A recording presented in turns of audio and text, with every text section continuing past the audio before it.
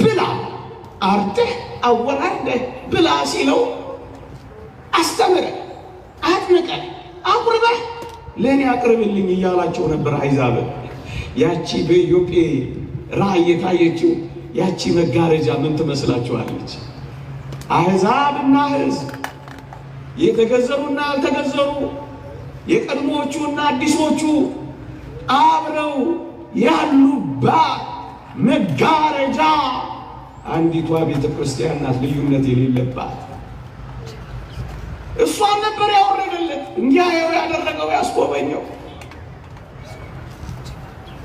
ከዚያ በኋላ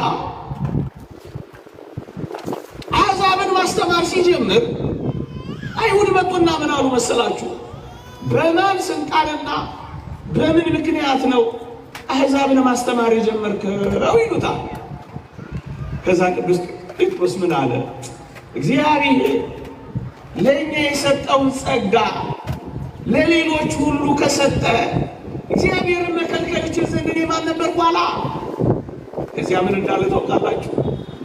ከሰው ወገን ማንንም ቢሆን ርኩስ የሚያስጸይፍ እንዳለ እግዚአብሔር በራእይ ያሳየኝ ብሎ ራእዩን ገብቶታል። አይሁድን አሳፈረበት። ከሰው ወገን ማንንም ቢሆን የሚያስጸይፍ ርኩስ የማይጠቅም ወገን እንዳለን እግዚአብሔር በዚች በመጋረጃ ውስጥ ሰብስቦ አሳየን፣ አስተማረኝ አለ። አይሁድን አፋቸውን አዘጋቸው። በአጭር ቃል የክርስትና ሃይማኖት ያቺ ቤተ ክርስቲያን በመጋረጃ የመጣችው ሁሉን የሰበሰበችው ናት። አንድ ያደረገችው ዘውገኝነትን የሰበረች አንድነትን ያበሰረችው ይቺ ቤተ ክርስቲያን ነች። እግዚአብሔር የገለጣት ይችላል።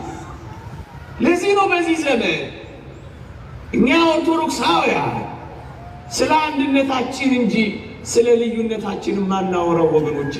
ልዩነት አብቅቷላ። በልዩነት ምክንያት የምናወራለት ነገር ውበታችን ሊሆን የሚችል እንጂ ሃይማኖት እዩ። ቤተ ክርስቲያን የቋንቋን ብዝሃነት ታከብራለች። ቤተ ክርስቲያን የባህል ብዝሃነትን ታከብራለች። በውስጧ የሚደረጉ የሃይማኖትና የሥርዓት ብዝሃነትን ግን አትታደስም። ምክንያቱም ሁሉን የሰበሰበችው መጋረጃ እሷ ናት።